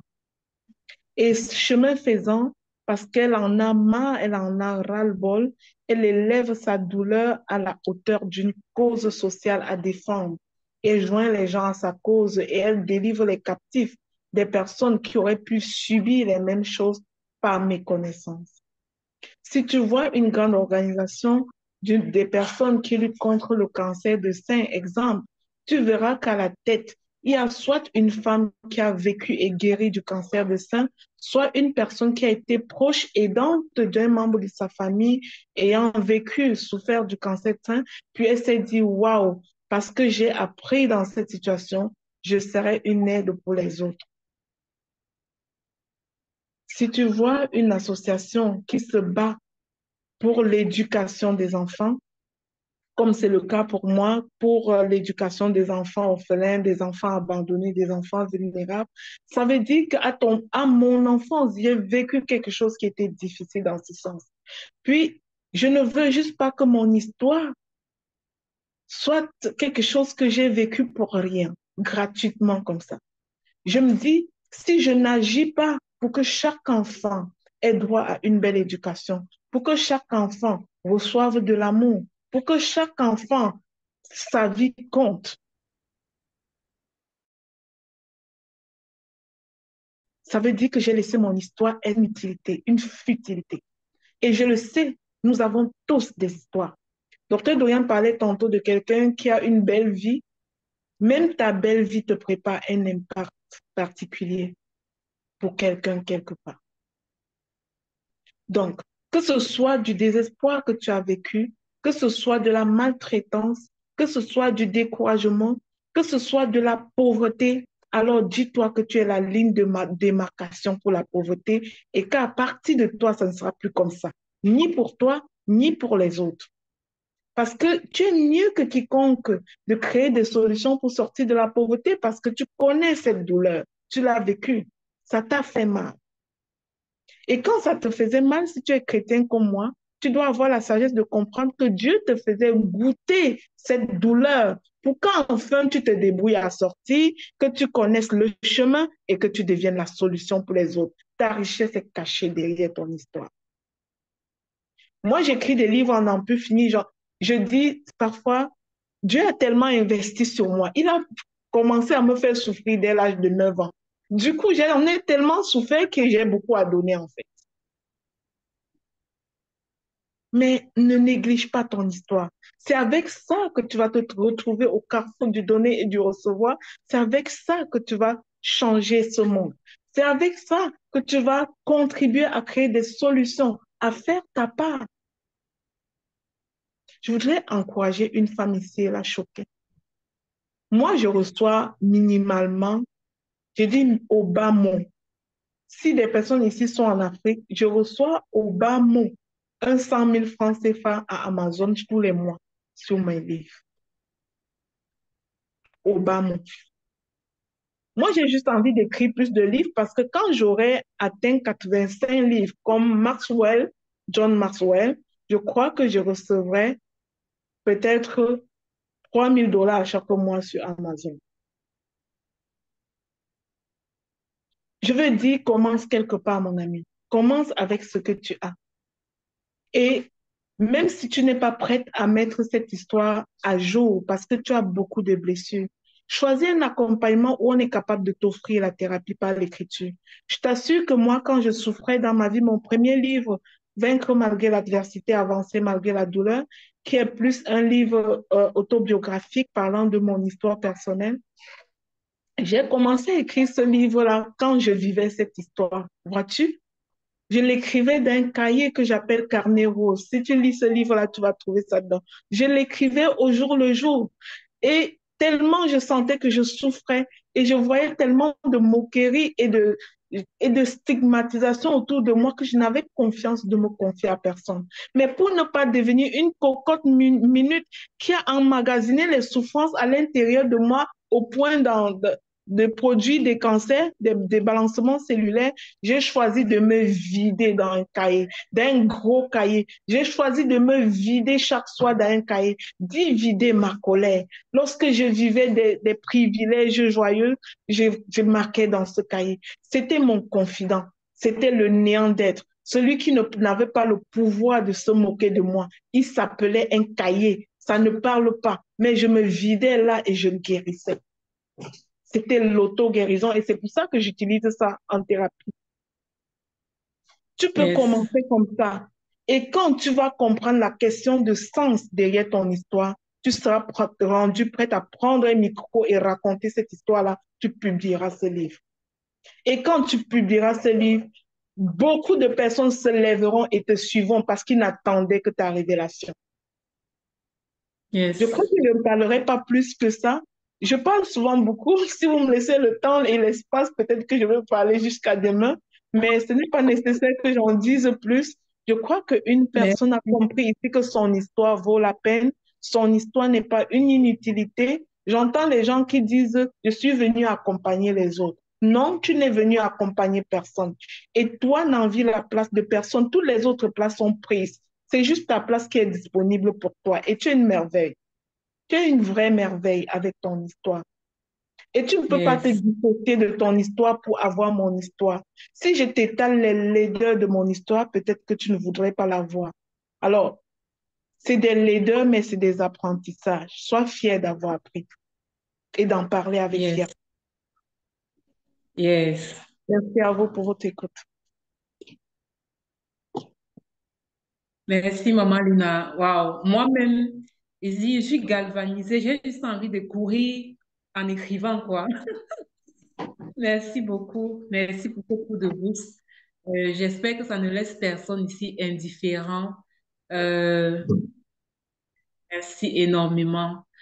On va passer à un autre point de pourquoi écrire. Exprimer sa passion pour l'écriture. Qui ici a toujours aimé écrire? C'est-à-dire, depuis le collège, depuis l'école primaire, depuis l'université, tu as toujours remarqué que voilà. J'aime bien cette partie, les passionnés de l'écriture. Il y a Maman Prisca qui dit, moi, coach Élisée, moi, depuis petite fille, et moi aussi, depuis toute petite, depuis le collège, j'écris. Et voilà, j'ai toujours aimé les matières littéraires et tout et tout. Donc, qui d'autre ici a toujours aimé écrire? C'est-à-dire, écrire, écrire pour le plaisir que ça te procure. Écrire, c'est-à-dire quand tu écris, tu es content, tu aimes écrire, tu aimes juste écrire, tu écris des choses. Tu écris des choses que tu parfois mets de côté et tout. Et il y a beaucoup de personnes comme ça. Il y a qui dit ma chambre est remplie de cahiers. Donc, il y a des passionnés d'écriture, c'est-à-dire c'est naturel, c'est quelque chose que Dieu a déposé en toi. Moi, j'appelle souvent ça l'onction pour l'écriture. Donc, il y a des gens qui... Il y a Gladys qui dit que je n'ai jamais aimé écrire.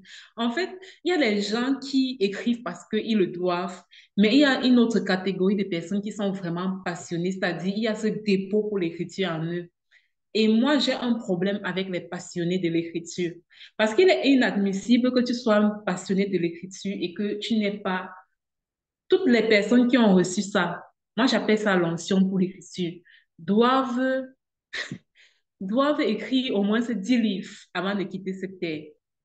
Je vais écrire, lire rapidement. On va avancer un peu vite ce que j'ai écrit ici à propos et on va continuer sur un autre point. Je ne compte plus le nombre de personnes qui m'écrivent au quotidien pour me faire part de leur passion. Gladys. Je ne compte plus le nombre de personnes qui m'écrivent au quotidien pour me faire part de leur passion pour l'écriture. Elles me disent très souvent qu'elles écrivent depuis le collège, le lycée. Elles écrivent des poèmes, des scénarios, des histoires ou tout simplement leur vécu. On a le cas de Maman Lina qui depuis son adolescence jusqu'à l'âge adulte, elle écrivait dans ce carnet rose qu'elle a surnommé le néant d'être. Donc, des personnes qui écrivent comme ça depuis. Le problème que je rencontre souvent avec les passionnés de l'écriture, c'est le manque d'organisation.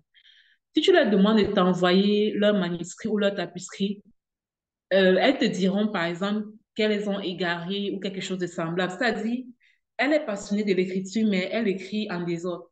Elle écrit sur un bout de papier. Et puis demain, quand tu lui demandes, tu lui poses la question, elle te dit, non, quand j'ai déménagé de l'autre maison, j'avais égaré ça. Et je pense que si Maman Lina n'avait pas gardé son carnet rose, si elle n'avait pas conservé ses manuscrits, le rendu de son livre, Vaincre malgré l'adversité, ça n'aurait pas le même rendu en fait. Parce que là, elle parle de quelque chose qu'elle écrivait au jour le jour. Donc, les passionnés de l'écriture écrivent beaucoup, c'est vrai, mais ne valorisent pas leurs écrits. Là, c'est la triste vérité. Écrivent beaucoup, mais ne valorisent pas leurs écrits. Je ne sais pas à quoi ça te sert d'écrire des heures et des heures et des heures, et puis au final, tu plies ça, tu mets dans une poubelle. Ça veut dire que ce que tu as écrit, tu as exprimé une passion, mais tu n'as pas valorisé cette passion. Valoriser la passion revient à faire quoi? À rendre utile tes écrits pour les autres. Donc, ne valorise pas assez leurs écrits. C'est la raison pour laquelle tu trouveras des manuscrits pouvant impacter des vies dans des poubelles. Parfois, on ne se rappelle même pas où les écrits se trouvent. Je sais qu'ils vont vite se reconnaître. Vous vous reconnaissez. On se connaît. J'ai été moi aussi comme ça un jour. Je me souviens des poèmes que j'écrivais au collège. Ils parlaient essentiellement d'amour et étaient très appréciés par mes camarades. Je me souviens particulièrement d'un titre qui avait retenu l'attention de plusieurs. Le titre du poème, là, c'était Le gardien de mon cœur. Je me rappelle comme si c'était hier du jour où j'avais présenté ce poème à mon parrain. Il en était si touché qu'il me demanda quelle avait été ma source d'inspiration. Pour lui, je devais forcément être amoureuse pour écrire ce genre de poème. Et pourtant, être en couple ou aspirer à l'être à cette période de ma vie ne faisait pas encore partie de mes options. Je faisais la classe de quatrième et j'avais entre 12 et 13 ans. Mon parrain avait été surpris lorsque je lui avais fait comprendre que l'inspiration m'était venue juste comme ça. Je ne sais pas juste s'il m'avait cru, mais ce poème était tellement profond. Concernant ce poème, je ne sais plus où se trouve. Je ne me souviens même plus des paroles. C'est vraiment dommage. Et c'est la même chose que vivent la plupart des passionnés de l'écriture. Maintenant, je vais vous lire rapidement. Et puis, oui, c'est aussi un exutoire. C'est vrai, coach Élisée, on n'écrit pas toujours pour les autres, mais parfois pour se libérer. Mais c'est juste dit que oui, c'est vrai, on écrit pour soi, pour se libérer et tout, mais nous pouvons aussi trouver un moyen de valoriser nos écrits. On peut écrire, oui, de temps en temps pour comme se libérer, mais vraiment pas toute notre vie, en fait. À un moment donné, il faut que on prenne l'engagement de dire, de trouver un moyen de valoriser cette passion qu'on a pour l'écriture. Nous qui avons la passion pour l'écriture, nous avons un devoir double parce que je ne pense pas que nous l'avons pour rien, en fait. Il y a quelqu'un, il y a maman Gladys qui a dit qu'elle n'a jamais aimé écrire. C'est-à-dire, ce n'est pas son business. Elle n'a pas probablement reçu ce dépôt-là de manière, voilà, divine. Donc, elle, pour écrire, elle fera un effort. Mais un passionné de l'écrit va le faire de manière un peu plus, voilà, plus naturelle. Ça veut dire que c'est plus facile pour la personne. Maintenant, la question c'est, est-ce que tu es prêt, toi, passionné de l'écriture, est-ce que tu es prêt à aller juste au-delà de la simple passion, d'aller au-delà de la simple envie de te libérer pour dire, je ne veux pas concevoir que Dieu m'a donné ça particulièrement pour rien. Certainement, je dois utiliser ça pour aider les gens. Donc, toi, tu as l'obligation d'écrire plus de livres. C'est un don divin. C'est pas donné à tout le monde d'aimer écrire, hein. C'est pas donné. C'est un peu comme nos talents, là. Quand tu as un talent dans un domaine spécifique, tu dois utiliser ça pour impacter ta génération. C'est pareil avec l'écriture. Si tu as reçu plus d'onction pour l'écriture, je vais appeler ça comme ça, plus de dons pour l'écriture, plus d'intérêt pour l'écriture, que ton voisin, que ta voisine, ça veut dire que tu as le devoir d'écrire plus de livres. Ça veut dire que si tu t'assois même aujourd'hui et que tu décides de te concentrer, en fin d'année, on peut être en train de célébrer au moins tes 2 premiers livres sur le marché parce que tu as la chose en toi. Maintenant, tu dois juste t'organiser et le faire de manière professionnelle, non plus juste pour toi, mais pour aider aussi d'autres personnes parce que certainement, tu as une expérience, tu as une histoire, tu as une expertise, tu as un vécu qui peuvent aider des gens. Donc, j'ai compris que votre système de communication, c'est beaucoup plus dans les chats que ouvrir votre micro. Donc, on va juste continuer comme ça. On tend vers la fin progressivement. Construire une source de revenus passifs. Maman Lina, merci d'avoir introduit ça. Quand tu as parlé de l'argent que Amazon te donne par mois, comme ça, juste parce qu'un jour, tu t'es assise, tu as écrit, euh, non, il n'y a pas de souci, Destiny, il n'y a pas de souci, ça se comprend. Juste parce qu'un jour, tu t'es décidé d'écrire, hein. Donc, construire une source de revenus passifs. Parlons argent. J'aimerais que quelqu'un me décrive ce que signifie source de revenus passifs. Tu peux ouvrir ton micro ou tu peux écrire dans le chat. C'est quoi une source de revenus passifs selon vous? Parce que parfois, on dit des choses, on a l'impression que tout le monde comprend, mais c'est pas tout le monde qui comprend toujours. C'est quoi une source de revenus passif?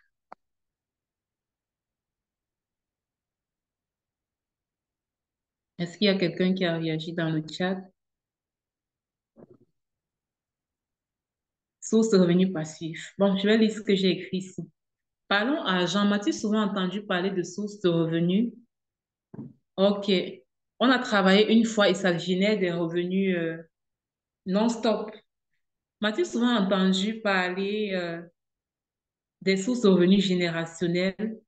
Ce livre que tu tiens en main en est une. Un jour, alors que je me baladais sur les réseaux sociaux, je vis un visuel qui réunissait les hommes les plus fortunés du monde. Ce qui m'intrigua le plus, c'est que ces personnes s'étaient enrichies d'une manière ou d'une autre par le livre.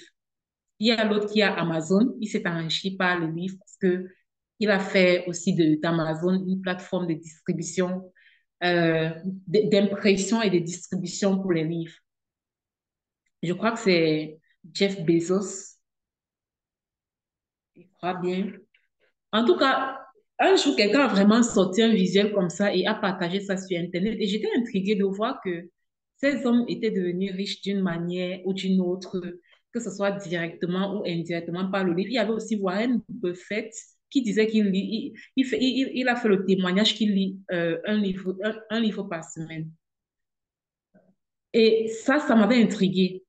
Si tu es une personne qui, attends, il dit, aspires-tu à la richesse, à l'indépendance financière? Si la réponse est oui, alors prends la résolution d'écrire au moins un livre dans ta vie.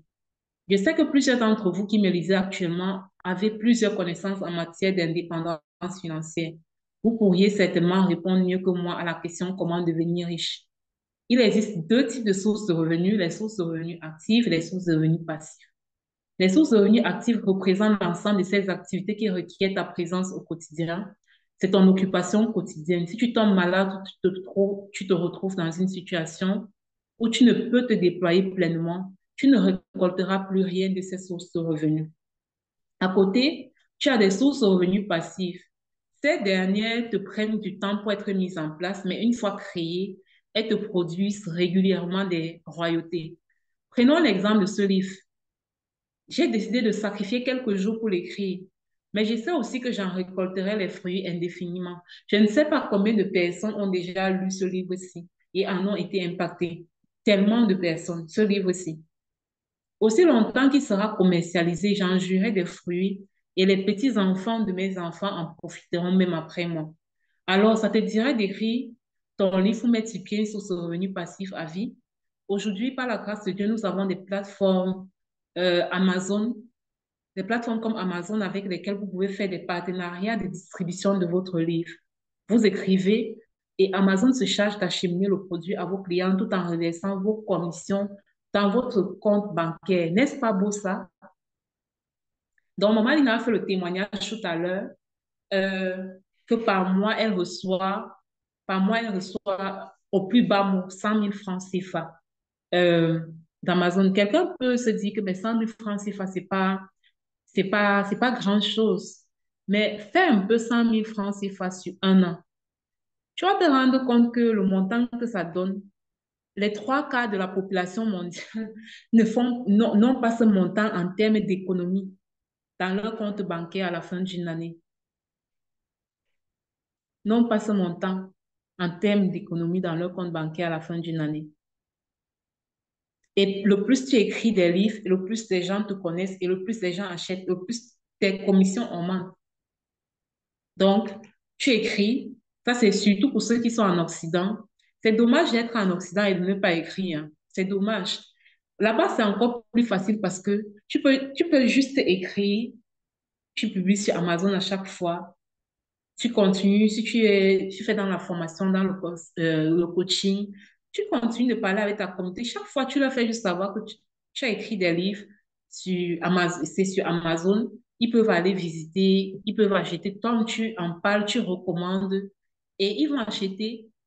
Et pendant que tu dors, c'est Amazon qui imprime un exemplaire, c'est Amazon qui part livrer, c'est Amazon qui fait tout le travail. Et puis toi, tu jouis juste du résultat. Donc, la dernière raison que j'ai notée ici, est-ce que quelqu'un comprend jusqu'ici au niveau des sources de revenus passifs? C'est vrai que ce n'est pas la raison que je mets souvent en avant, parce que si ce n'est que l'argent qui te motive à écrire un livre, c'est dommage. Moi, je suis passionnée d'impact et je prie toujours qu'avant l'argent, que la personne qui écrive soit d'abord motivée par la transformation que son livre va apporter dans la vie des autres. Donc, asseoir sa crédibilité. Il y a la coach Élysée qui dit, je veux l'impact et l'argent. Moi aussi. Voilà, là, on est sur la même longueur d'onde. C'est très honnête, c'est honnête et c'est apprécié de le dire. Je veux l'impact et l'argent. Moi aussi. Voilà. Moi, je dis ça parce qu'il y a des personnes qui viennent souvent en entrevue avec nous et disent, je vais gagner. En fait, vous vous rendez compte que la personne n'est focalisée que sur l'argent et pas assez sur est-ce que ce que je vais écrire, ça va impacter. Donc, cela, c'est un peu dommage. Mais il faut être comme nous. Nous, on veut l'argent, mais on veut aussi l'impact. On veut les deux. Voilà. Parce que après, il ne faut pas jouer aux hypocrites. Et j'aime l'argent. Et l'argent même. nous nous aimons. Donc, enfin, la dernière raison, c'est quoi? C'est que écrire un livre va te permettre d'asseoir ta crédibilité. Tu dois savoir que le livre est un outil marketing très puissant. Il te permet d'asseoir ta crédibilité auprès de ta cible. Tes clients sont davantage en confiance lorsqu'ils se rendent compte que tu as déjà publié au moins un livre. Cela les rassure et leur donne de se dire qu'ils sont face à un expert. Oui, écrire un livre te positionne à la dimension d'expert, je vous assure. Moi, j'ai jamais compris le phénomène, mais je peux vous garantir que à partir du moment où tu écris un livre, la façon dont on te regarde, dont on te considère, dont ta communauté te regarde, te considère, change automatiquement. Même si toi, tu te vois encore petit, dans leur pensée, dans leur esprit, tu n'es plus, ça dit, waouh. Et j'en parlais avec Maman Lina dernièrement et on se disait, mais vraiment, l'écriture, c'est vraiment tout un art parce que c'est pas quelque chose de vulgaire en fait. Aujourd'hui, tout le monde se lève pour faire du coaching, tout le monde se lève pour faire des vidéos sur YouTube, tout le monde se lève pour faire des choses en fait. Mais c'est pas tout le monde qui se lève pour écrire un livre. Ça reste quelque chose qui te distingue, de noble. Quand tu te présentes comme auteur, ça a quelque chose de noble. Vous voyez? Et puis, je vais partager aussi mon expérience que j'avais écrite ici. À ce niveau, je vais te parler de deux expériences que j'ai vécues récemment. Il s'agit de deux dames qui sont venues solliciter mes services en tant que coach en écriture. Quand je leur ai donné mon prix, elles m'ont fait comprendre qu'elles aimeraient avoir des extraits de mon premier livre. Je les leur ai envoyés. Si je n'avais rien envoyé, elles allaient se poser des questions sur ma capacité à leur tenir la main. Ce qui est tout à fait normal, car tu ne peux guider quelqu'un à faire quelque chose que toi-même tu n'as jamais fait. Le fait d'avoir appliqué ce que tu... Attends. Le fait d'appliquer ce que tu sais faire augmente ta crédibilité, ta capacité à faire en sorte que le client t'accorde sa confiance. En fait, c'était une façon tout simplement de dire, quand tu écris un livre, ça te positionne comme un expert d'office automatiquement. Ça te positionne comme un expert d'un domaine très spécifique. C'est pour ça que beaucoup de personnes, après avoir écrit un livre, vont être contactées pour des conférences sur des thématiques bien spécifiques, bien précises, parce que leur livre les positionne comme un expert dans ce domaine, comme quelqu'un qui a à dire, comme quelqu'un qui a à apporter de la valeur dans ce domaine. Donc, si tu veux asseoir ta crédibilité, je te conseille d'écrire un livre. On va terminer très rapidement avec le deuxième point de réflexion, tant vraiment vers la fin. Le deuxième point de réflexion, qui n'est pas aussi long que le premier, le deuxième point de réflexion, c'est pourquoi malgré... Attends, il faut d'abord que je m'assure qu'on est ensemble.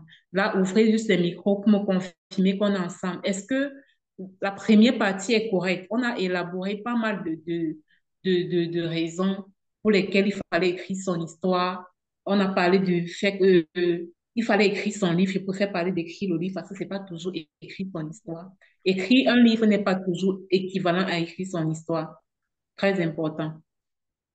Donc, on a parlé du fait qu'on peut écrire un livre pour raconter son histoire pour impacter, achever son processus de guérison, partager son expertise, exprimer sa passion pour l'écriture, construire une source de revenus passifs et asseoir sa crédibilité. Est-ce que jusqu'ici, on est sur la même longueur d'onde? Confirmez-moi que on est sur la même longueur d'onde et puis on va terminer rapidement. Vous pouvez ouvrir vos micros, vous pouvez écrire dans le chat. Je veux savoir que il y a des signes qui disent oui. Oui, c'est bon, c'est clair.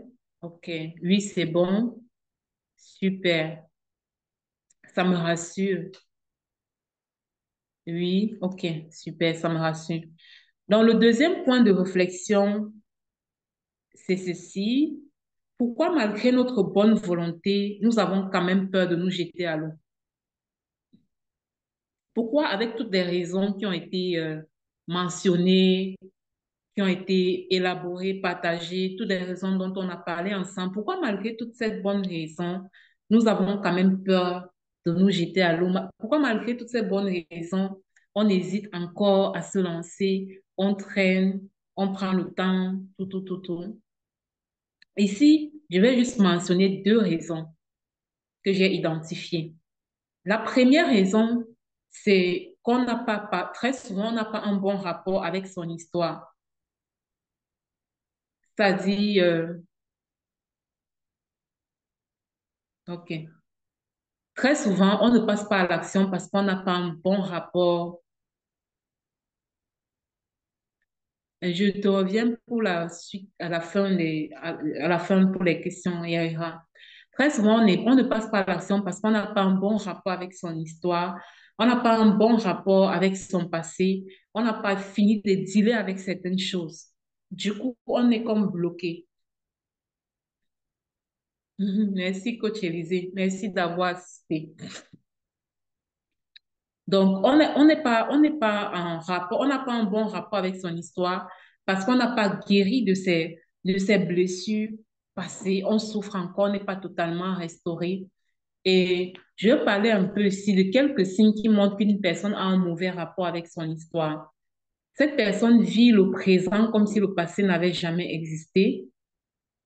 Si quelqu'un se reconnaît dans ce que je dis, peut se manifester dans le chat. Vit le présent comme si le passé n'avait jamais existé, refoule ses douleurs et fait savoir à tout le monde que tout va bien, a toujours honte de dévoiler ne serait-ce qu'un bout de son histoire. Elle ne peut pas parler de son passé sans fondre en larmes. Elle se met dans un état émotionnel extrême lorsqu'elle pense à son histoire. Ça peut être une colère, une tristesse, une haine, un ressentiment extrême. Elle porte des masques.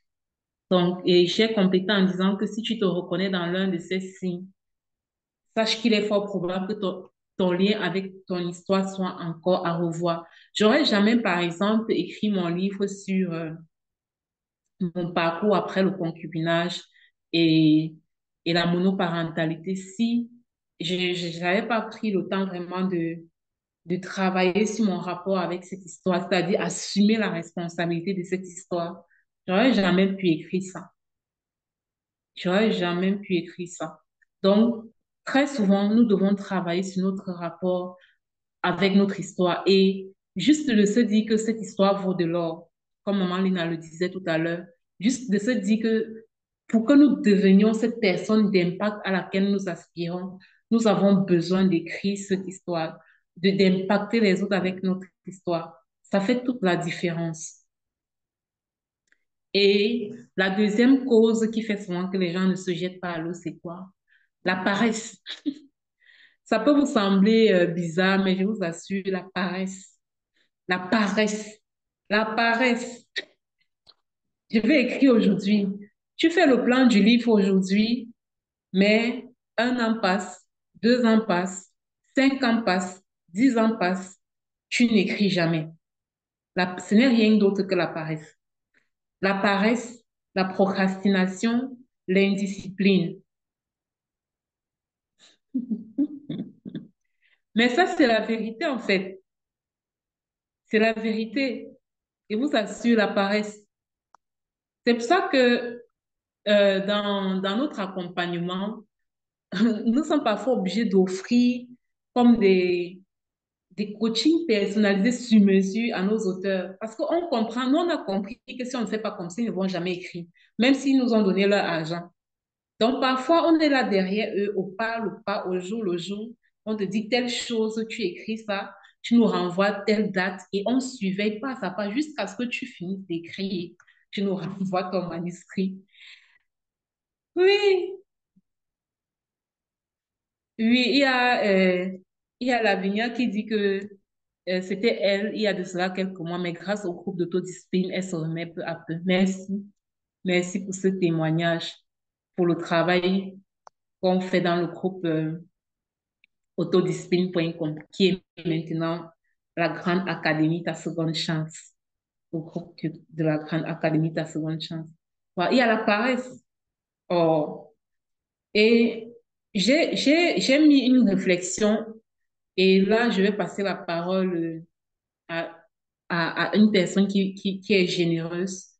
J'ai mis, et si c'était une histoire de vie ou de mort? Et si tu avais la conscience que des vies dépendaient de toi, te laisserais-tu encore arrêter par la peur? Te laisserais-tu encore freiner par la honte? Laisserais-tu encore la paresse, l'indiscipline, la procrastination t'arrêter si tu étais réellement consciente que c'est une question de vie ou de mort?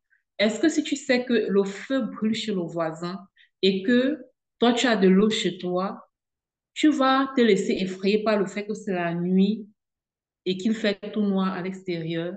Bref, je ne sais pas, tu vas te dire c'est la nuit, il est 4 heures du matin, mais tu es en train de voir le feu chez le voisin. Toi, tu as de l'eau chez toi. Est-ce que tu vas encore te laisser freiner par le fait que il est 4 heures du matin? Instantanément, tu vas ouvrir ta porte, tu vas porter de l'eau, tu vas aller soutenir ton voisin, n'est-ce pas? C'est pareil avec un livre. C'est pareil. Alors, je vais répondre rapidement à la question de l'avenir. Je voudrais passer la parole. Je crois que je suis arrivée au thème de ma présentation. Merci à vous qui avez participé. C'est vrai que je souhaitais une participation beaucoup plus en, comment on appelle ça? Qu'on se parle, mais beaucoup avaient choisi, puisqu'il s'agit d'écriture, d'écrire dans le chat, ce que j'ai aussi apprécié. Merci infiniment d'avoir honoré cette rencontre. Il y a Yaira qui a posé une question. S'il vous plaît, docteur Dorian, qu'est-ce qui se passe quand on a fini de publier un livre? Euh, Quand on a fini de publier un livre, on découvre encore des connaissances sur le sujet. Déjà, un livre, on peut l'éditer. Merci, maman Lina. Déjà, un livre, on peut l'éditer plusieurs fois. Parfois, vous tenez un livre en main et puis vous voyez sur ça écrit cinquième édition. Cinquième édition, ça veut dire que depuis la première parution sur le marché, l'auteur a encore écrit des choses, il a rajouté encore des choses, il a sorti encore une deuxième fois, il a sorti une troisième fois. En fait, puisque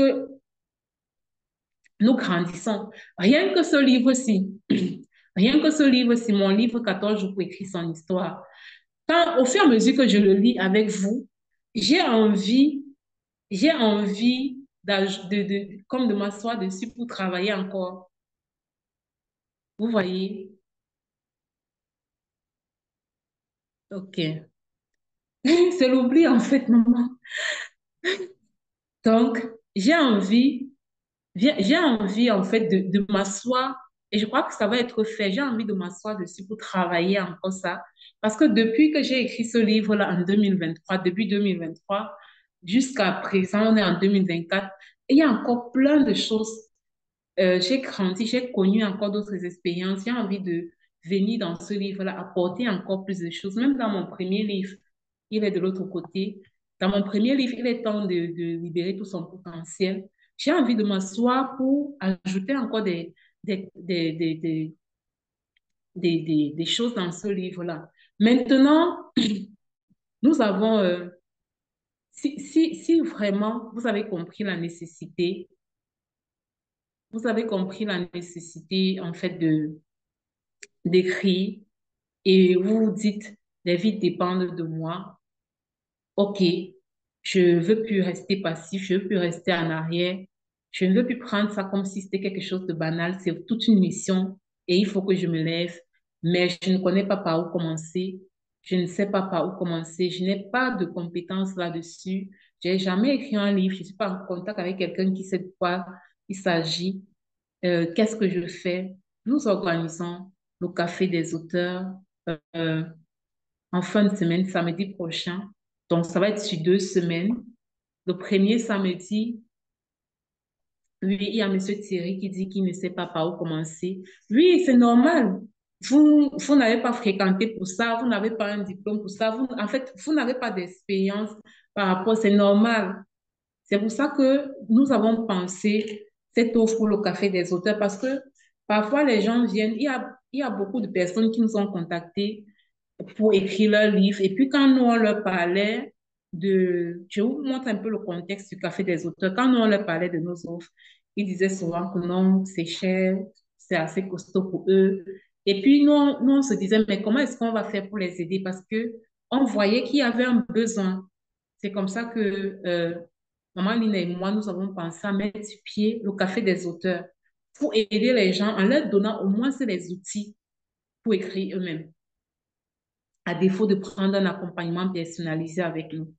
Nous avons décidé de faire cette formation pour leur donner les outils pour écrire eux-mêmes leurs livres.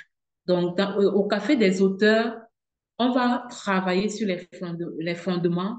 C'est vrai qu'on a commencé la première partie ce soir, mais durant le Café des auteurs, on va asseoir ces fondements-là.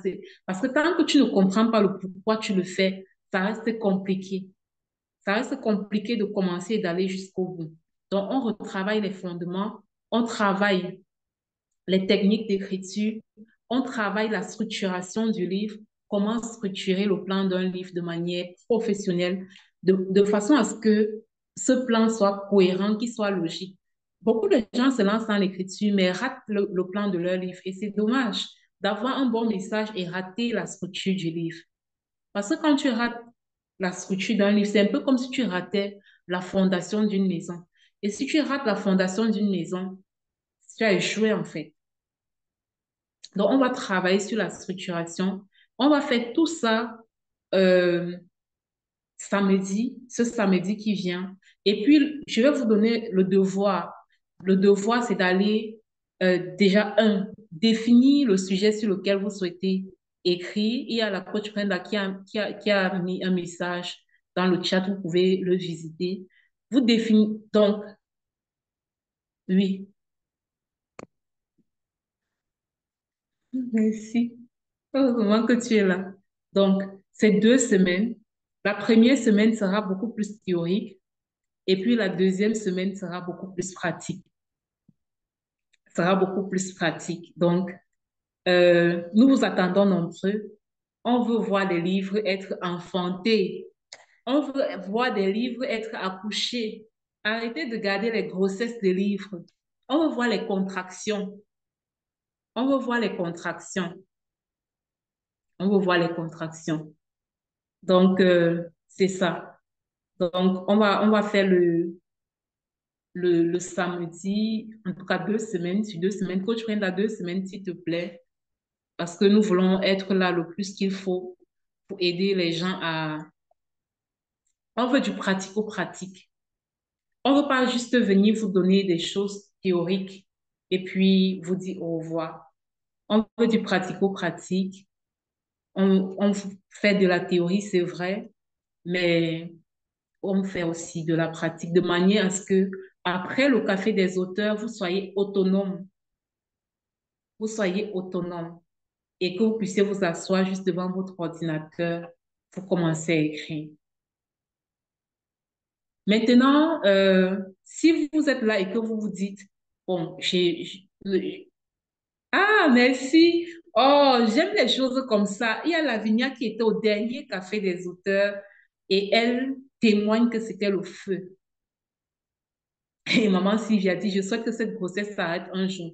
Ça prend juste ta décision. Tu peux venir soit au café des auteurs, soit nous contacter pour un accompagnement personnalisé. On va te dire comment ça fonctionne. On va prendre un rendez-vous.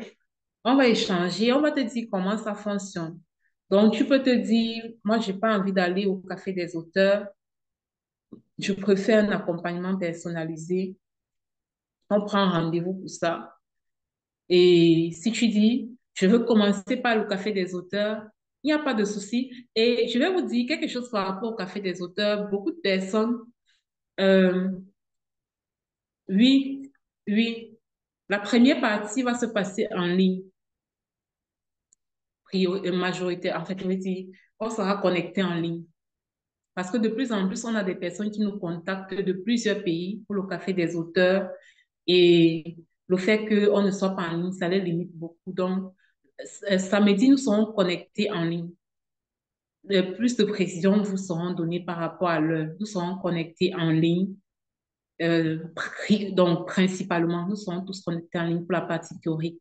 Mais ce sera assez strict parce que il ne faudrait pas que vous soyez distrait. Il faudrait que vous ayez un cahier pour prendre des notes. pour prendre des notes, pour noter tout ce qu'on va faire. Et plus important, il faudra passer à l'action après. Nous avons des personnes qui sont passées à l'action après.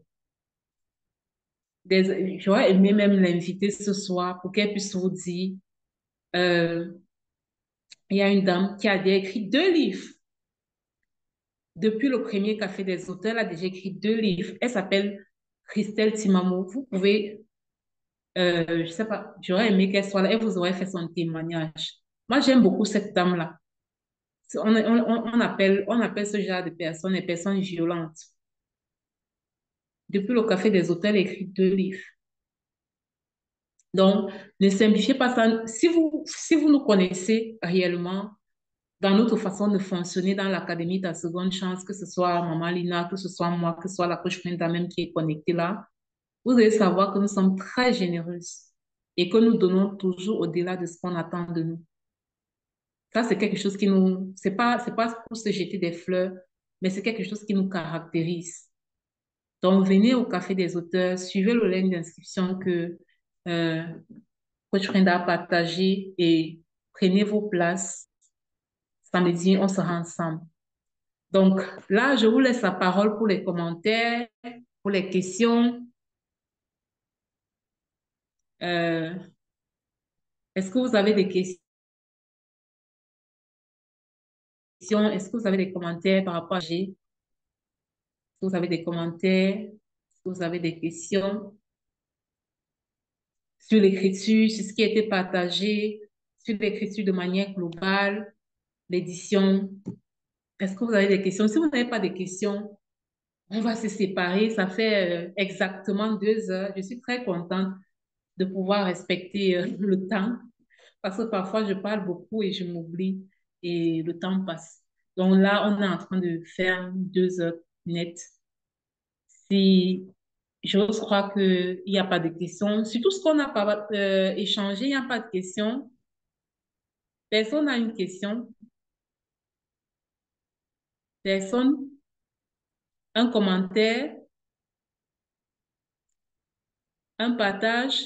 Tout ce qu'on a partagé, qu'est-ce que ça a suscité en vous?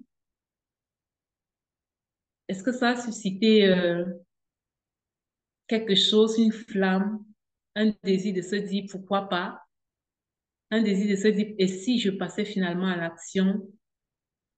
Vous pouvez juste euh, ouvrir votre micro.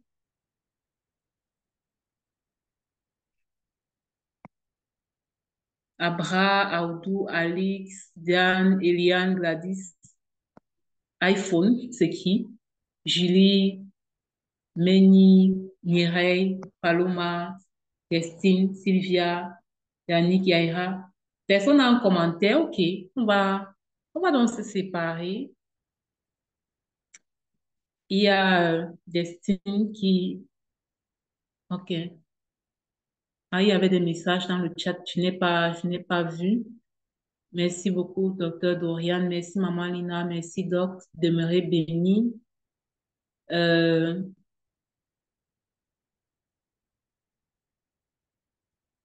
je- Très édifiant et encourageant. Merci, docteur Dorian. Destine qui dit, je passe à l'action. Ça, c'est surtout ce que je voulais entendre ou lire. Je passe à l'action. Il y a la coach Paloma qui dit, merci pour votre générosité. Il y a Ira qui dit, je sens que mes livres feront le jour dans bientôt pour impacter mes brebis. Ah, ok. Coach Paloma m'a dit, elle n'est pas en position d'ouvrir le micro. Et Gladys qui dit, merci beaucoup, très édifiant, demeurez bénis. Merci. Merci à vous pour la participation. On n'a pas l'habitude de faire ce genre de rencontres autour du livre, mais je crois que dans les mois à venir, on les fera de plus en plus pour démystifier l'écriture et faire en sorte que beaucoup de personnes puissent vraiment passer à l'action et impacter avec leur livre. Donc, inscrivez-vous pour le Café des auteurs et on va passer à l'action ensemble. Et ces enfants vont être enfin relâchés. On va arrêter d'avoir les grossesses de plus de 9 mois, les grossesses de 10 ans. Les grossesses de 10 ans, Je connais les gens qui me disent, je veux écrire depuis 10 ans. Ah, une grossesse de 10 ans. Non, c'est pas sérieux. Donc, retrouvez-nous pour le café des auteurs et on va pousser ensemble. On va gérer les contractions ensemble et ces bébés. Ok, il y a maman Sylvia qui dit, je n'ai pas suivi en majorité. Est-ce qu'il y aura le replay? Il y aura le replay, bien sûr. Il y aura le replay. Donc, il est 21h00 ici. Donc, ça fait 2 heures de temps exactement. Nous vous remercions pour votre aimable attention. Je ne sais pas si maman Lina a un mot à dire. Et puis, on va se séparer. Un mot pour la fin. Non, ça va être On correct. va se séparer. Je crois que ça va être correct comme ça. Est-ce que tu m'entends? Ok, ok,